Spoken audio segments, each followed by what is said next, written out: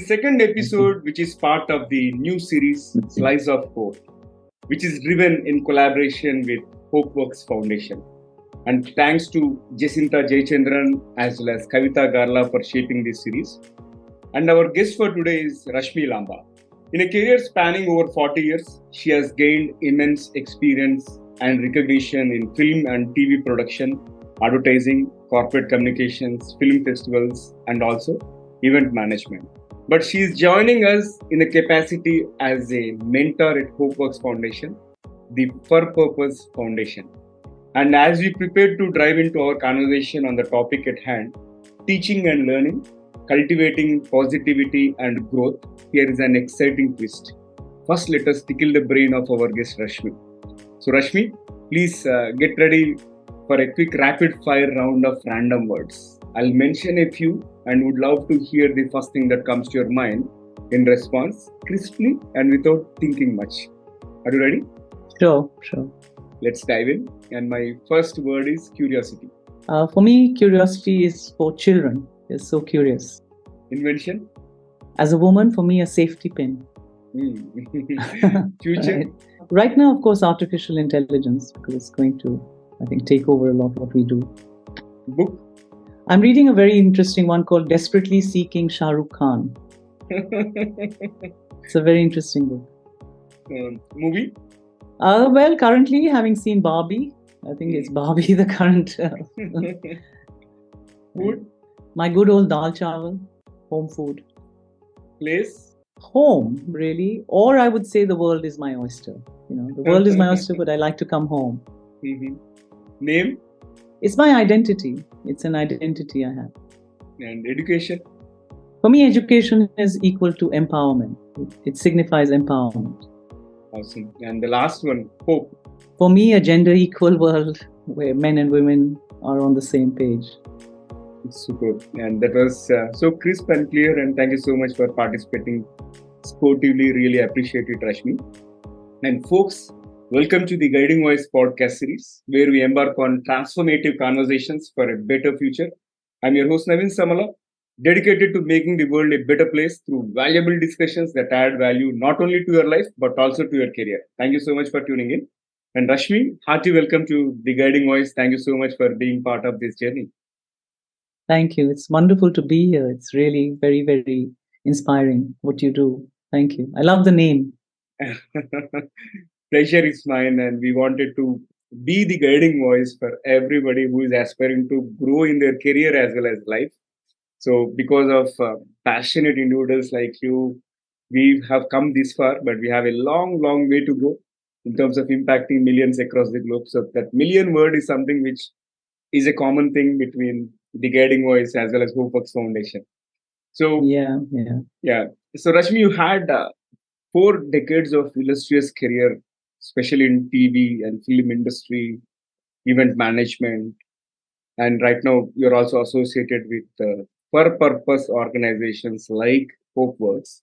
So I'm curious to understand your success mantra. Please talk to us about the top 3 things that have attributed to your success so far. Well, of course, it's to my mind, an interest in an area of work or a sort of subject that we have. And for me, it was actually a process of discovery when I finished my undergrad to do film and media. But then I've stayed with it for 4 decades because it just caught my interest and passion. And it's so the second thing, so that would be my interest and passion. But the second to me was because I've had a bit of a nomadic life across the world. It's been my adaptability, to upskill and stay in the field of what I do, but be able to adapt my skills, my education to whatever I can do in that field. So that was I would say, my second ability to sustain what I was doing. And the third, of course, is the ability to stay in touch, because our area of work, it changes so often. There are so many innovations. You have to keep being able to come up with the initiatives that can use those innovations. So it would be, to, of course, have an interest and passion, then be able to adapt your skill and education. And the third would be to constantly upgrade and innovate and be able to initiate some work in the area you've chosen. Mm-hmm. Yeah. And a while ago, during our first rapid fire round, where I mentioned about education, you said it's empowerment. So now this is a good segue into my next question. How does education empower young girls? And what role are you playing as a mentor in ensuring their access to quality learning experiences through HopeWorks?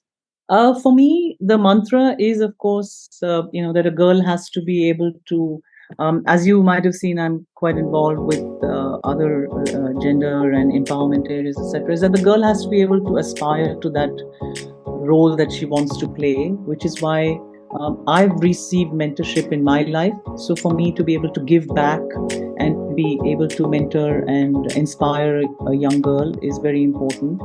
And there was once a conversation that we were talking, and someone asked a question. So, what is the future of India? And the answer given was, and this was one of our leaders who said the answer is education of the girl child, is what is really going to empower India and maybe worldwide, because an educated mother would then take it down to her children. And because these days when we talk to our maids and we talk to all our help, they're all like, oh, I don't want my daughter to do what I do. I want her to be educated. And you see how they are always trying to take their daughters and very, very proud of what they do. So I think to me that was the idea of empowerment, that education, it also opens up the mind, because then the young girl gets out of her home environment. She understands so many subjects. She knows what there is out there in the world.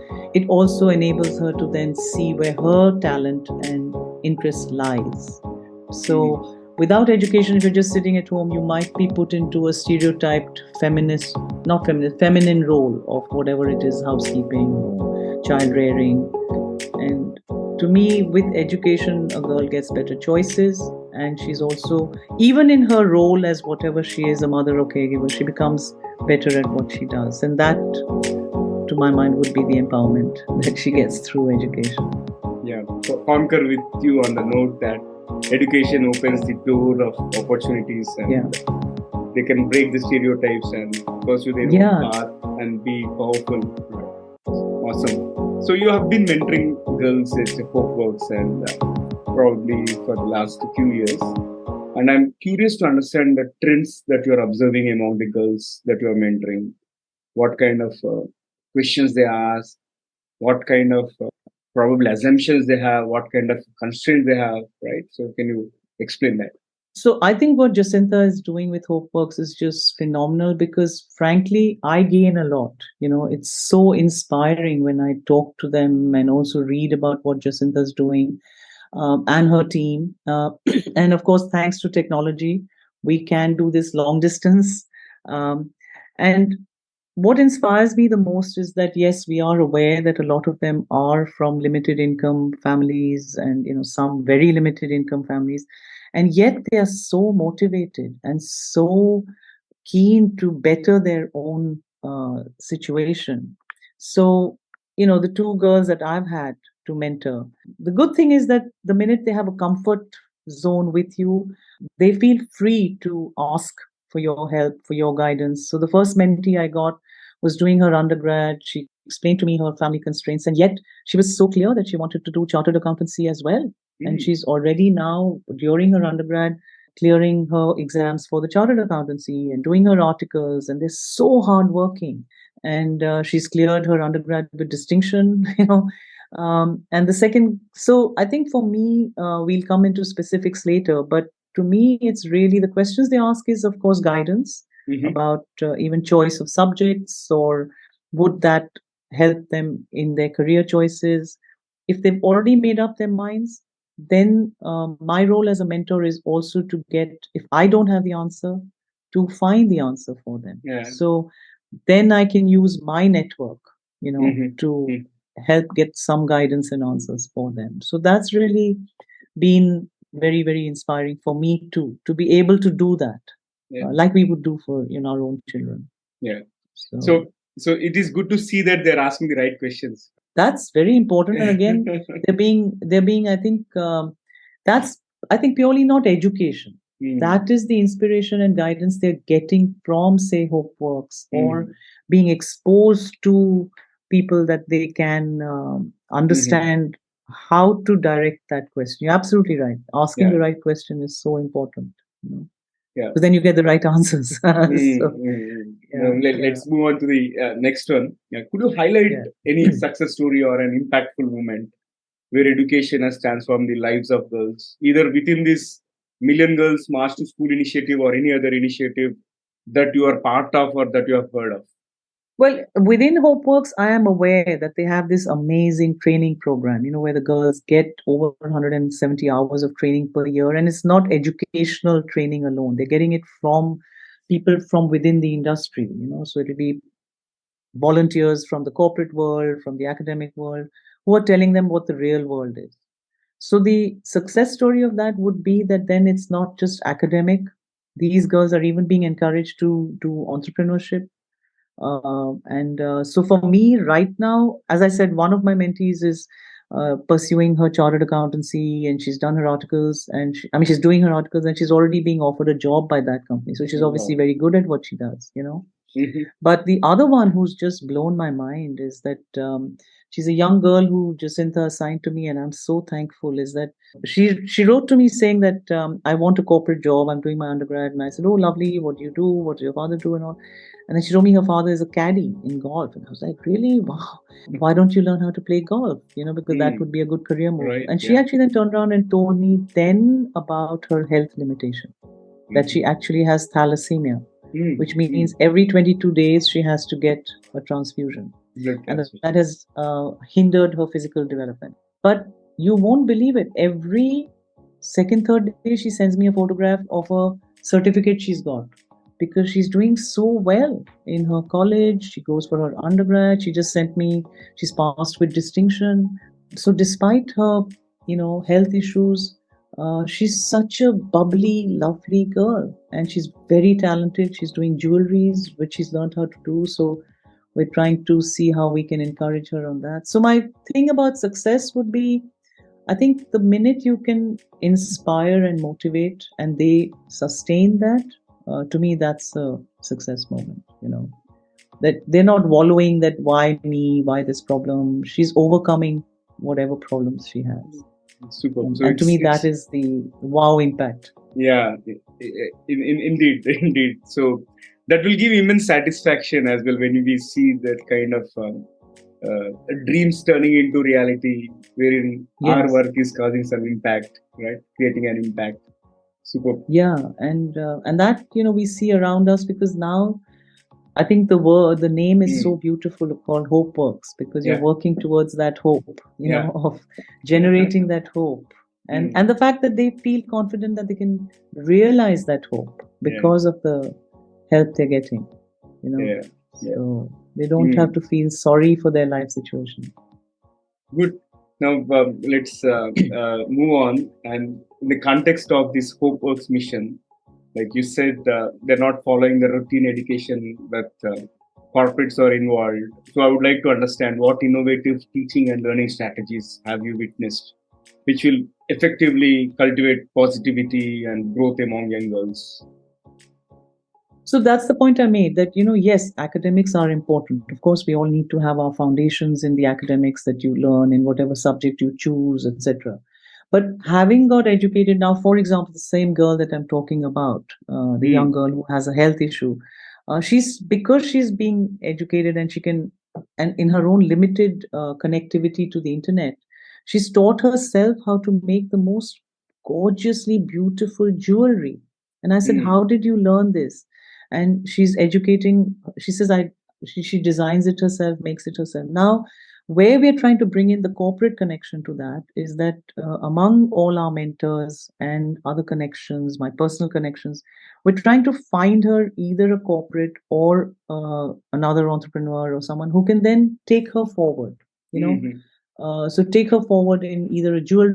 Yeah. So, for example, what we were talking about now, the difference that it is from the regular is that they have over 350 mentors and faculty who've been there for the last 3 years, giving them so many inputs on different angles of just education, innovativeness, entrepreneurship, opportunities that they can explore, scholarships. So I think it's a much more wholesome approach to learning that is something that is being provided, which they may not have had access to otherwise, because the families may not be able to give them that exposure.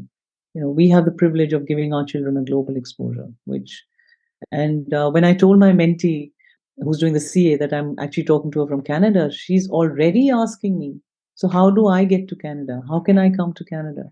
What is required? Is there an exam that's required? Ma'am, tell me what I can do. So that constant desire to better themselves and get out there in the world. So that to me is what is different from a purely academic education that is being given to them. Yeah, quite exciting stuff, and it is always energizing also when we interact with young girls, and definitely you guys are trying to encourage them in all facets of life, not just career oriented. So, which is intriguing. Now, let's also talk about this positive reinforcement, because I'm assuming, based on my understanding after talking to Jacinta and Kavita, that most of these girls are from economically not so well grounded, right? Now, some poor families, right? So they need constant positive reinforcement, as well as we need to probably instill this growth mindset, right? Because these are essential for personality development. So, how do you incorporate these principles into your mentorship approach to make sure that you are inspiring them and uplifting the girls you work with? So I know that HopeWorks does have a lot of in-person meetings that they can with mentors who are in Bangalore. But those of us who are not in Bangalore, we have a fairly structured format as well, where we are in touch with them constantly. So if there is any problem, they write to us, like if there's a health problem or an issue that they've got at home or something. But I think the positive is that they are constantly discussing with us about their focus, their ambition, their motivation, and that's what then is being provided to them through discussions with mentors, or if we can get them another resource if required, then that can be also brought into play. So I think the approach is very, I would say, personalized, and also there is a huge, as I said earlier, comfort factor that the mentee has with the mentor. We also have a mentor forum where we discuss among ourselves in case somebody needs something. Then we share those resources among ourselves if someone can offer something or they have a contact. So you are also constantly trying to improve the situation for the mentee, and find them avenues, find them areas of growth that can help keep their motivation and their learning curve going.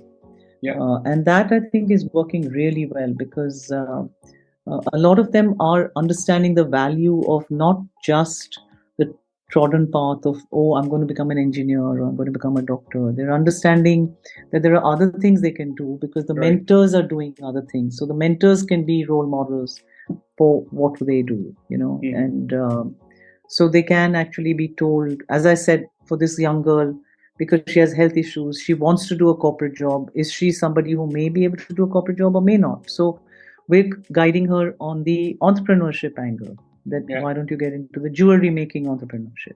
Because then it's something she can do maybe from home and yet generate enough income to sustain herself and hopefully improve her family situation as well. Which is what the girl who's doing CA is doing. Now, for example, I'll tell you, she wrote to me the other day saying, should I do my master's right away or should I work for a while? And I said, no, personally, I think you should work for a while. Yeah. Do your CA, get going on your CA, and then do a master's. Because is it very important to have just an academic master's degree, or will it be more remunerative to be a professional with a CA? So that kind of discussion we have with them. That's a profound advice, and also in the world that often presents obstacles to the girls' education, how can mentorship and positive guidance contribute to their self-confidence and determination to pursue learning? One of the things that I think all of us who are offering our time and wanting to give back and do the mentoring is that most of us who are in this are people who have had a career all our lives, whether it's a corporate career, which is a 9 to 5, or it is something that we've done, through our own efforts and our own sustained work, is that we have to inspire these girls that, look, whatever you do has to be a lifelong journey. Yeah. You will have obstacles, you will have children, you will have pregnancies, you will get married, you will have all the regular issues that are being discussed right now about, women and women at work and women returning to work and all those. But most of the mentors who are coming in, surprisingly, are women who have been in the workforce, are in the workforce, and have sustained the workforce.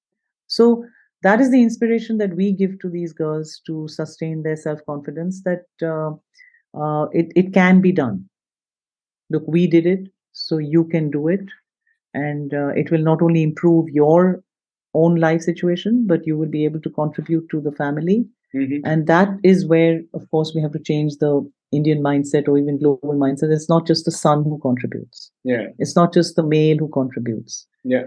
The women can be equal partners and equal contributors to, whether it's the financial or even the, I would say, the home situation, the values, I think it's a very, very important whole picture that you get if Yeah. the girls and women are also given the equal opportunities to study, to do what they like in terms of their interests, and then be given the support and positive mindset from the family or the partner to be able to continue doing what they want.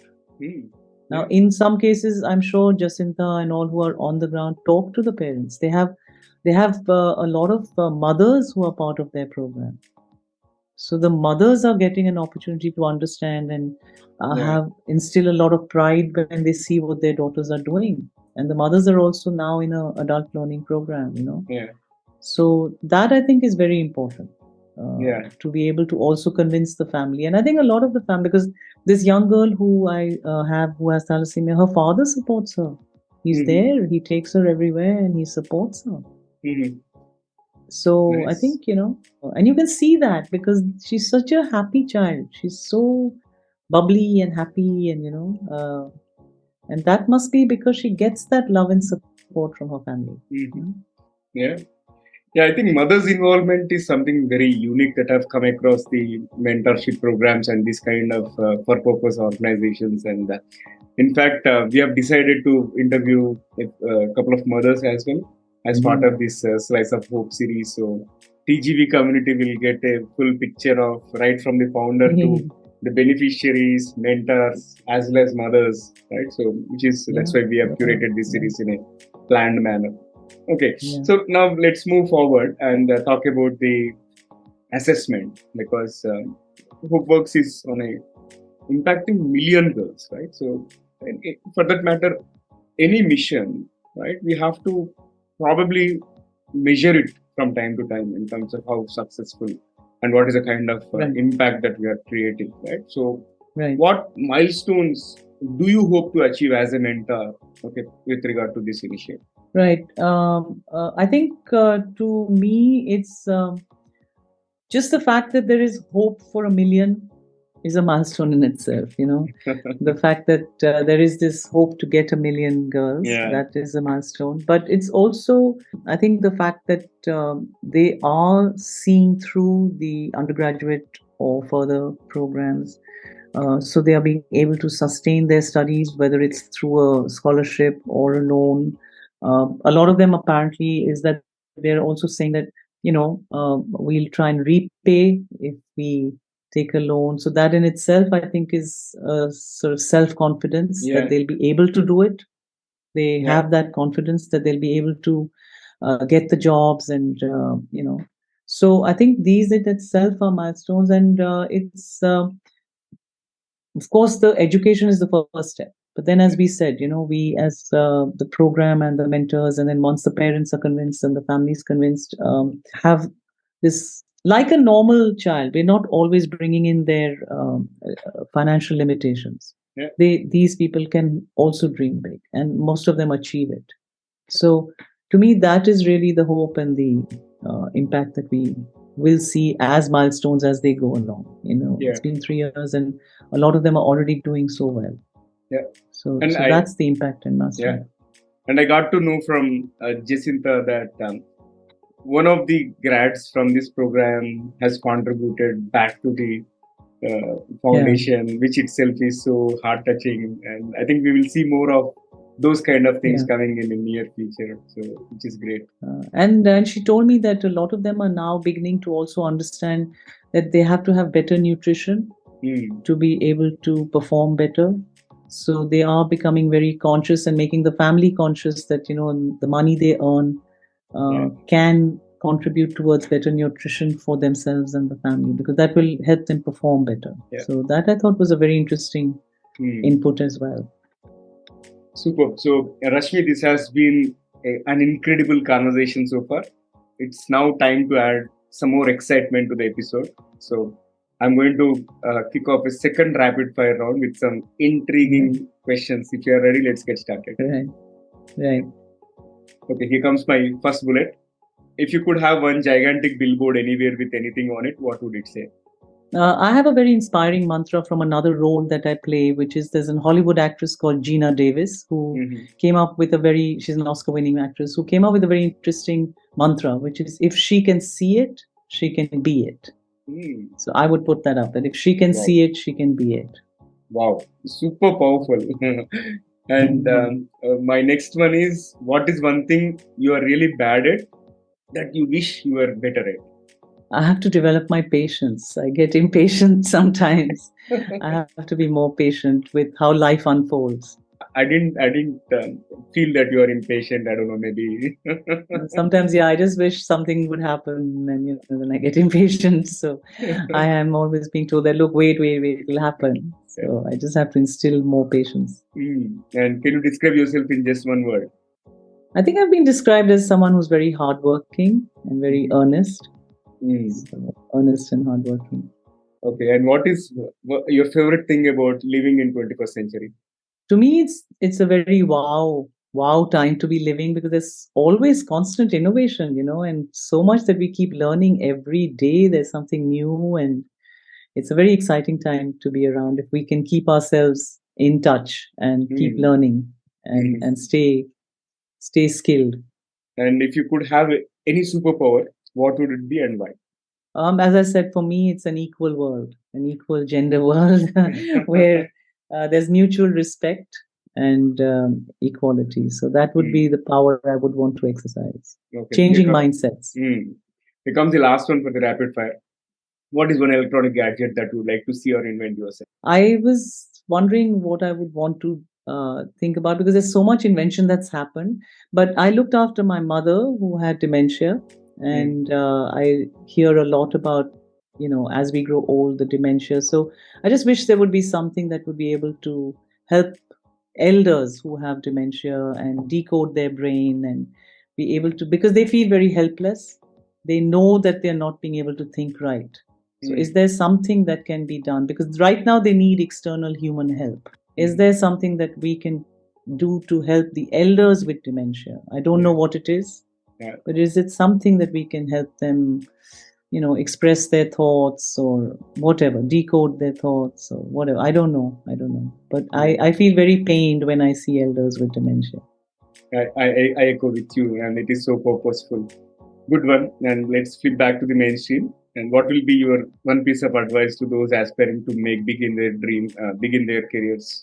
To me, it would be to be constantly able to innovate your skill and adapt your skills or your education to the situation that you're in. Not constantly say, oh, I wish that would happen, or I wish that had happened.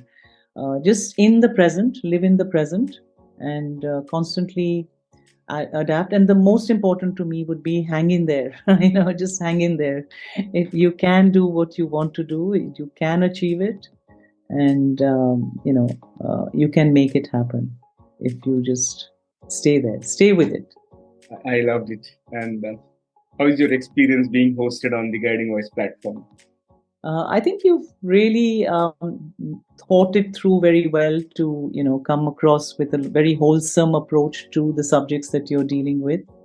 So thank you for that. I think you have questioned really well. So I don't know if I answered well enough, but I think your thoughts have been very well put across in terms of what the subject that you're addressing. So it's been very interesting to think about what you've asked. So thank you for that. I loved your responses as well. And in fact, it was crisp and so deep, like people have to tune into this episode once more. Right? That's my take. And thank you so much, Rashmi. Really appreciate you taking time from your busy schedule and sharing your insights with the TGV community. Really appreciate it.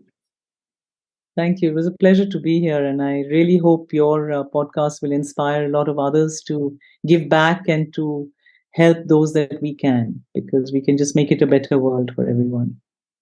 Absolutely. So for those of you who is willing to contribute to HopeWorks Foundation, you'll find the website details in the show notes or the episode description. And folks, it need not be cash or money always. It can be in kind. You can spend some time mentoring young girls out there, and you need not visit them at their campus physically. You can do it virtually as well, similar to how the current mentors are doing. Right. So I wish you guys will make a difference by contributing to this wonderful initiative. And that was our episode with Rashmi Lamba. And this is the second one out of 8 episodes from the TGV Slice of Hope series in collaboration with HopeWorks Foundation. So stay tuned for more interviews from this series. And we'll feature mothers of students and a few students who are part of this brilliant initiative as well in the upcoming episodes. So every Saturday, you will find Slice of Hope series on the Guiding Voice platform. And folks, before we dive into the exciting trivia section, we have a small request for you. If you haven't already, we kindly invite you to subscribe to our podcast from wherever you have tuned in. And by subscribing, you will stay updated with our latest episodes, ensuring you never miss out on the valuable content. And if you have enjoyed this episode and found the conversation beneficial, we would be immensely grateful if you could share it with at least 3 of your friends or colleagues or family members who can benefit from the Guiding Voice. Spread the knowledge and empower others to learn and grow just like you. And your support means a lot to us. Not only will your friends gain new insights, but we will also gain new subscribers, allowing us to reach wider audience for the efforts that we have been putting in. And thank you so much in advance. Let's embark on this journey of knowledge together. Now let's hop into the trivia sequence. So today's trivia is about teaching, learning, and empowerment.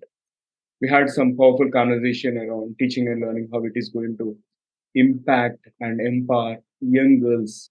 Here comes certain facts like UNESCO estimates that approximately 130 million girls globally are out of school. And according to the World Bank, every additional year of schooling for girls can increase their future earning potential by up to 20%. And second one is about cultivating positivity and growth. The concept of this growth mindset was popularized by psychologist Carol Dweck, and it emphasizes the belief that abilities and intelligence can be developed through dedication and hard work. A study published in the Journal of Personality and Social Psychology found that students who received positive feedback and encouragement were more likely to have improved academic outcomes, creating supportive learning environments. And not only that, mentorship has been practiced for centuries across various cultures as a means of passing on knowledge and guidance. And the Global Partnership for Education reports that gender responsive education systems can lead to a 5 to 15% increase in girls' enrollment. Right? So these are all certain facts related to girls' education and how we can be part of this particular larger cause, and we can have a cascading, rippling positive effect and contribute to the betterment of the community. So now I'm curious to understand from you, have you been part of any initiatives that contributed to girls' education? If so, what have you done differently? And can you support HopeWorks Foundation in terms of curating some content or courses or in any way you can. We would love to hear from you. Please share the details in the form of comments if you are watching it on YouTube, or you can also post your comments on social media wherever you found this episode. And that's a wrap for today's episode. We sincerely appreciate you tuning in and being part of our incredible community. We would love to hear from you, and your feedback and ideas mean the world to us. Please do not hesitate to share your topic recommendations and also suggestions for speakers through our vibrant social media channels, or you can drop us an email at theguidingvoiceforyou@gmail.com. Remember, together we can create content that truly resonates with you. I'm your host Naveen Samala, a dedicated professional and an insatiable learner, and my mission is to make the world a better place through meaningful conversations that have a lasting impact on your life and also on your career. Stay connected with us as we continue this enlightening journey together, and until we meet again, take care, stay inspired. Remember, the best is yet to come, guys. Bye bye for now, and see you all in the next episode with another wonderful guest.